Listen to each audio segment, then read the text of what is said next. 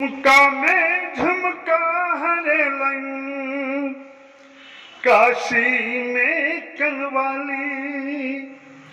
हम पुछलियन के चरोलक अहाँ कठोरक लाली हिनकर नथिया बरामद भेल हमरा रंगीला जिला बलिया में। हिनकर नथिया बरामद भेल हमरा रंगीला जिला बलिया में।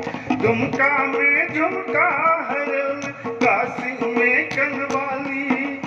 हम पुछलियन के चरोल अहाँ तो ठकलाली कर नथिया बरामद भेल हमरा रंगीला जिला बलिया में। कर नथिया बरामद भेल हमरा रंगीला जिला बलिया।